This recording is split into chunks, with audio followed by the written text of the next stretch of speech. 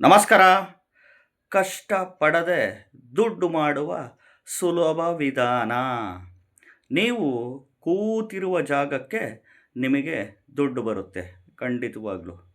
ಕಷ್ಟಪಡದೆ ಹಣ ಮಾಡಿಕೊಳ್ಳಿ. ಇದು ಹೇಗೆ ಸಾಧ್ಯ ಹೇಳ್ತೀನಿ. ಇದನ್ನು ನೀವು ಎಲ್ಲೂ ಕೇಳಿರೋದಕ್ಕೆ ಸಾಧ್ಯನೇ ಇಲ್ಲ ಖಂಡಿತವಾಗ್ಲೂ. ಕಷ್ಟಪಡದೆ ಸುಲಭವಾಗಿ ಹಣ ಮಾಡುವ ವಿಧಾನ. ನೀವು ಕೂತಿರುವ ಜಾಗಕ್ಕೆ ಹಣ ಬಂದೇ ಬರುತ್ತೆ ಖಂಡಿತವಾಗ್ಲೂ. ಇದನ್ನು ನೀವೆಲ್ಲೂ ಕೇಳಿರೋದಕ್ಕೆ ಸಾಧ್ಯನೇ ಇಲ್ಲ. ಯಾವ ಥರ ಹೇಳ್ತೀನಿ, ವಿಡಿಯೋನ ಪೂರ್ತಿ ನೋಡಿ. ಮೊದಲು ಹೊಸದಾಗಿ ವಿಡಿಯೋವನ್ನು ನೋಡ್ತಾ ಇದ್ದವರು, ಮೊದಲನೇ ಬಾರಿ ವಿಡಿಯೋವನ್ನು ನೋಡ್ತಾ ಇದ್ದವರು ಚಾನಲ್ ಸಬ್ಸ್ಕ್ರೈಬ್ ಮಾಡ್ಕೊಳ್ಳಿ, ವಿಡಿಯೋನ ಲೈಕ್ ಮಾಡ್ಕೊಳ್ಳಿ. ಇವಾಗ ನೋಡ್ರಿ, ಕಷ್ಟಪಡದೆ ಹಣ ಮಾಡುವ ಸುಲಭ ವಿಧಾನ. ನೀವು ಕೂತಿರುವ ಜಾಗಕ್ಕೆ ಹಣ ಬಂದೇ ಬರುತ್ತೆ. ಹೇಗೆ ಗೊತ್ತಾ?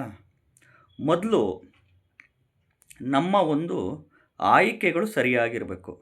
ನಮ್ಮ ಒಂದು ಉದ್ಯೋಗದ ಆಯ್ಕೆ, ನಮ್ಮ ವ್ಯಾಪಾರದ ಆಯ್ಕೆ, ನಮ್ಮ ಕೃಷಿ ವ್ಯವಸಾಯದ ಆಯ್ಕೆ. ನಾವೇನು ಆಯ್ಕೆಗಳು ಮಾಡ್ಕೊಂತೀವಿ, ಯಾವ ಉದ್ಯೋಗ ಮಾಡಿದರೆ ನಮಗೆ ಸಿಕ್ಕಾಬಟ್ಟೆ ದುಡ್ಡು ಬರುತ್ತೆ, ಯಾವ ವ್ಯಾಪಾರ ಮಾಡಿದರೆ ನಮಗೆ ಸಿಕ್ಕಾಬಟ್ಟೆ ದುಡ್ಡು ಬರುತ್ತೆ, ಯಾವ ವ್ಯವಸಾಯ, ಯಾವ ಕೃಷಿ ಮಾಡಿದರೆ ನಮಗೆ ಸಿಕ್ಕಾಬಟ್ಟೆ ದುಡ್ಡು ಬರುತ್ತೆ ಅನ್ನೋ ಒಂದು ಚಿಂತನೆ ಮಾಡಬೇಕು. ನಿಮ್ಮ ಆಯ್ಕೆಗಳು ಸರಿಯಾಗಿರಬೇಕು. ಉದ್ಯೋಗದ ಆಯ್ಕೆ, ವ್ಯಾಪಾರದ ಆಯ್ಕೆ, ಕೃಷಿ ವ್ಯವಸಾಯದ ಆಯ್ಕೆಗಳು ಸರಿಯಾಗಿರಬೇಕು. ಮತ್ತು ನೀವು ಯಾವುದೇ ಕೆಲಸನ ಆಯ್ಕೆಗಳು ಮಾಡ್ಕೊಳ್ಳಿ, ಯಾವುದೇ ಉದ್ಯೋಗದ ಆಯ್ಕೆ ಮಾಡಿ, ಯಾವುದೇ ವ್ಯಾಪಾರದ ಬಿಸ್ನೆಸ್ನ ಆಯ್ಕೆ ಮಾಡ್ಕೊಳ್ಳಿ, ಯಾವುದೇ ಕೃಷಿ ವ್ಯವಸಾಯದ ಆಯ್ಕೆಗಳು ಮಾಡ್ಕೊಳ್ಳಿ, ಅದನ್ನು ಇಷ್ಟಪಟ್ಟು ಮಾಡಿ, ಕಷ್ಟಪಟ್ಟು ಮಾಡಬೇಡಿ. ಇಷ್ಟಪಟ್ಟು ಮಾಡಿದ್ರೇ ನಮಗೆ ಫಲ ಸಿಗಲಿಕ್ಕೆ ಸಾಧ್ಯ. ಕಷ್ಟಪಡದೆ ಇಷ್ಟಪಟ್ಟು ಮಾಡುವ ಕೆಲಸದಲ್ಲಿ ಖಂಡಿತವಾಗ್ಲೂ ಕೂತಿರುವ ಜಾಗಕ್ಕೆ ಹಣ ಬಂದೇ ಬರುತ್ತೆ. ಕೂತಿರುವ ಜಾಗಕ್ಕೆ ಹಣ ಬರುತ್ತೆ. ಯಾಕಂದರೆ ನಾವು ಯಾವುದೇ ಕೆಲಸ ಮಾಡಿದರೂ ಇಷ್ಟಪಟ್ಟು ಮಾಡಬೇಕು. ಇವಾಗ ನಾವು ಬೆಳಿಗ್ಗೆ ನಾಷ್ಟ ಮಾಡ್ತೀವಿ, ಮಧ್ಯಾಹ್ನ ಊಟ ಮಾಡ್ತೀವಿ, ಅದನ್ನು ಇಷ್ಟಪಟ್ಟು ತಿಂದರೆ ನಮಗೆ ಒಳಗೋಗುತ್ತೆ. ಇಷ್ಟಪಡದಲ್ಲೇ ಬೇಜಾರು ಮಾಡ್ಕೊಂಡು ತಿಂದರೆ ಹೋಗಲ್ಲ. ಈಗ ಗಂಡ ಹೆಂಡತಿ ಸಂಬಂಧಗಳು ಅಷ್ಟೇ. ಗಂಡನ ಮೇಲೆ ಇಷ್ಟ ಇದ್ದು ನಂಬಿಕೆ ಇದ್ದರೆ ಜೀವನಗಳು ನಡೀತವೆ. ಹೆಂಡತಿ ಮೇಲೆ ಪ್ರೀತಿ ಇದ್ದು ಇಷ್ಟಪಟ್ಟರೆ, ಪ್ರೀತಿಸಿದರೆ ಜೀವನಗಳು ನಡೀತವೆ. ಅದೇ ರೀತಿ ನಂಬಿಕೆಗಳು ಭಾಳ ಮುಖ್ಯ ಆಗುತ್ತೆ ಒಂದು. ಎರಡನೇದು, ಇಲ್ಲಿ ನಾವು ಯಾವುದೇ ಉದ್ಯೋಗ ಮಾಡಲಿ, ನಾವು ಯಾವುದೇ ವ್ಯಾಪಾರ ಮಾಡಲಿ, ನಾವು ಯಾವುದೇ ಕೃಷಿ ವ್ಯವಸಾಯಗಳು ಮಾಡಲಿ, ಅದನ್ನು ಇಷ್ಟಪಟ್ಟು ಮಾಡಬೇಕು. ಕೆಲಸ ಇಷ್ಟಪಟ್ಟರೆ ಅಲ್ಲಿ ನಿಮಗೆ ಫಲ ಸಿಗಲಿಕ್ಕೆ ಸಾಧ್ಯ. ಹೇಳ್ತಾ ಇದ್ದೀನಿ, ಇಷ್ಟಪಟ್ಟು ಪ್ರೀತಿಸಿ ಕೆಲಸ ಮಾಡಿ. ಈಗ ಭಗವಂತ ಏನು ಕೊಡಬೇಕು ಅದನ್ನೇ ಕೊಡೋದು ನಮಗೆ. ನಾವೇನೇ ತಿಪ್ಪುರ್ಲಾಗ ಹಾಕಿದರೂ, ಏನೇ ಮಾಡಿದರೂ, ಹರಸಾಹಸ ಮಾಡಿದರೂ ನಮಗೇನು ಕೊಡಬೇಕೋ ಅದನ್ನೇ ಕೊಡ್ತಾನೆ. ನೀವೇನೇ ಮಂತ್ರಗಳು ಹೇಳ್ಕೊಳ್ಳಿ, ನೀವೇನೇ ಸ್ತೋತ್ರಗಳು ಹೇಳ್ಕೊಳ್ಳಿ, ನೀವೇನೇ ಪೂಜೆ ಪುನಸ್ಕಾರ ಮಾಡ್ಕೊಳ್ಳಿ, ಯಾವುದೇ ಹರಕೆ, ವ್ರತ, ಯಾಗ, ಯಜ್ಞ, ಉಪವಾಸ, ಪಾದಯಾತ್ರೆ, ಉರುಳು ಸೇವೆ, ಪುಣ್ಯಕ್ಷೇತ್ರಗಳು, ಕಂಡು ಜ್ಯೋತಿಷಿಗಳ ಹತ್ರ, ಕಂಡು ಮಾಂತ್ರಿಕರ ಹತ್ರ, ಕಂಡು ಪಂಡಿತರ ಹತ್ರ, ಕಂಡು ಸ್ವಾಮೀಜಿಗಳ ಹತ್ರ ಎಲ್ಲಿಗೆ ಹೋಗ್ರಿ, ನೀವೇನೇ ಮಾಡ್ಕೊಳ್ಳಿ, ನೀವೆಷ್ಟೇ ಖರ್ಚು ಮಾಡ್ಕೊಳ್ಳಿ ದುಡ್ಡು, ಭಗವಂತ ನಿಮಗೇನು ಕೊಡಬೇಕಾ ಅಷ್ಟೇ ಮಾತ್ರ ಕೊಡೋದು. ಅದನ್ನು ನಾವು ಅಕ್ಸೆಪ್ಟ್ ಮಾಡ್ಕೊಬೇಕು.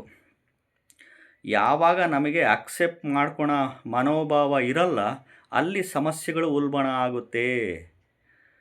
ನಾವು ಕಷ್ಟಪಟ್ಟು ದುಡಿಲೇಬೇಕು. ಎಲ್ಲರೂ ಉದ್ಯೋಗ ಮಾಡಲೇಬೇಕು, ಎಲ್ಲರೂ ವ್ಯಾಪಾರ ಮಾಡಲೇಬೇಕು, ಬಿಸ್ನೆಸ್ ಎಲ್ಲರೂ ವ್ಯವಸಾಯ, ಕೃಷಿ ಮಾಡಲೇಬೇಕು.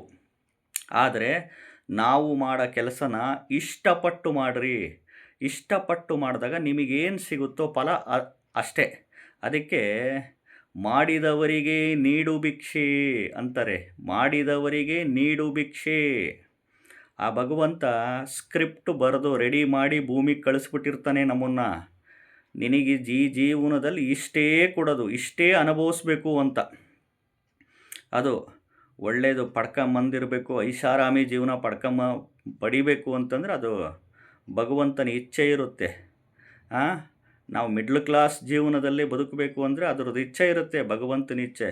ನಾವು ಬಡವರಾಗೇ ಇರಬೇಕನ್ನೋದು ಭಗವಂತನ ಇಚ್ಛೆ ಇರುತ್ತೆ. ಅದೇನೂ ಮಾಡೋಕ್ಕಾಗಲ್ಲ. ನಮ್ಮ ಪ್ರಯತ್ನಗಳು ನಾವು ಪಡಬೇಕು ಮೇಲ್ ಬರಲಿಕ್ಕೆ. ನಮ್ಮ ಪ್ರಯತ್ನಗಳು ಪ್ರಾಮಾಣಿಕವಾದ ಪ್ರಯತ್ನಗಳು ಪಡಬೇಕು ಮೇಲ್ ಬರಲಿಕ್ಕೆ. ಯಾವ ಉದ್ಯೋಗ ಮಾಡಬೇಕು, ಯಾವ ವ್ಯಾಪಾರ ಮಾಡಬೇಕು, ಯಾವ ಕೃಷಿ ವ್ಯವಸಾಯ ಮಾಡಬೇಕು ಅಂತ ಚಿಂತನೆಗಳು ಮಾಡ್ತಾನೇ ಇರಬೇಕು. ಅದನ್ನು ಅಡಾಪ್ಟ್ ಮಾಡ್ಕೊಬೇಕು, ಅದನ್ನು ಎಕ್ಸಿಕ್ಯೂಟ್ ಮಾಡಬೇಕು, ಹೋಗಬೇಕು, ಕಷ್ಟಪಡಬೇಕು. ಕೊಡೋದು ಭಗವಂತ. ನಾವೇನೇ ತಿಪ್ಪುರ್ಲ ಹಾಕಿದ್ರೂ ಅವನೇನು ಕೊಡಬೇಕೋ ಭಗವಂತ ಅದಷ್ಟೇ ಕೊಡೋದು. ಅದನ್ನು ಅಕ್ಸೆಪ್ಟ್ ಮಾಡ್ಕೊಬೇಕು, ಅದನ್ನು ಅರಗಿಸ್ಕೊಬೇಕು.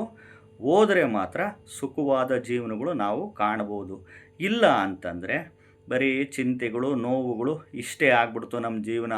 ಎಷ್ಟು ಕಷ್ಟಪಟ್ಟು ದುಡಿದ್ರು ಇಷ್ಟೇ. ಎಂತೆಂಥರೋ ಹೆಂಗೆಂಗೋ ಇದ್ದರು, ಅಕ್ಕಪಕ್ಕದ ಮನೆಯವರು, ಎದುರುಗಡೆ ಮನೆಯವರು, ಫ್ರೆಂಡ್ಸು, ಸಂಬಂಧಿಕರು ಮೋಸ ಮಾಡಿ, ಅನ್ಯಾಯ ಮಾಡಿ, ಇನ್ನೊಂದು ಮತ್ತೊಂದು ಎಲ್ಲ ಮಾಡಿ ಅವರು ಮುಂದೆ ಬಂದುಬಿಟ್ರು. ನೋಡಿ, ಸತ್ಯಕ್ಕೆ ಕಾಲ ಇಲ್ಲ, ನ್ಯಾಯಕ್ಕೆ ಕಾಲ ಇಲ್ಲ, ಧರ್ಮಕ್ಕೆ ಕಾಲ ಇಲ್ಲ ಅಂತ ನಮಗೆ ನಾವೇ ಅದನ್ನು ಹಾಕ್ಕೊಂಡು ಬದುಕಬೇಕಾಗುತ್ತೆ. ಅದಕ್ಕೋಸ್ಕರ ನಮ್ಮ ಚಿಂತನೆಗಳನ್ನ ನಾವು ಸರಿ ಇಟ್ಕೊಬೇಕು. ನಮ್ಮ ಕಾಯಕದಲ್ಲಿ ಕೈಲಾಸ ಕಾಣಬೇಕು. ದುಡಿಲೇಬೇಕು, ವ್ಯಾಪಾರ ಮಾಡಲೇಬೇಕು, ಕೃಷಿ ವ್ಯವಸಾಯ ಮಾಡಲೇಬೇಕು. ಅದನ್ನು ಇಷ್ಟಪಟ್ಟು ಮಾಡಿರಿ. ಅದೇನು ಫಲ ಸಿಗುತ್ತೋ ಅದು ಭಗವಂತನ ಭಿಕ್ಷೆ ಅಂದ್ಕೊಂಡು ಬದುಕದಲ್ಲಿ ಮಾತ್ರ ಮನುಷ್ಯ ಸುಖವಾಗಿ ಬದುಕಲಿಕ್ಕೆ ಸಾಧ್ಯ. ಯಾಕೆಂದರೆ ಎಲ್ಲರಿಗೂ ಸಂತೋಷ ಪಡಿಸ್ಲಿಕ್ಕಾಗಲ್ಲ. ಒಬ್ಬೊಬ್ಬರ ಮೆಂಟಾಲಿಟಿ ಒಂದೊಂದು ಥರ ಇರುತ್ತೆ. ಅದು ಹೆಂಗೆ ಅಕ್ಸೆಪ್ಟ್ ಮಾಡ್ಕೊಂಡು ಹೋಗ್ತಾರೋ ಅದು ಅವರವರಿಗೆ ಬಿಟ್ಟಂಥ ವಿಷಯ. ಕಷ್ಟಪಡದೆ ಹಣ ಮಾಡುವ ವಿಧಾನ ಏನಪ್ಪ ಅಂತಂದರೆ, ನೀವು ಇಷ್ಟಪಟ್ಟಾಗ ಖಂಡಿತವಾಗ್ಲೂ ಕೂತಿರುವ ಜಾಗಕ್ಕೆ ಬಂದೇ ಬರುತ್ತೆ ದುಡ್ಡು. ನಮಸ್ಕಾರ.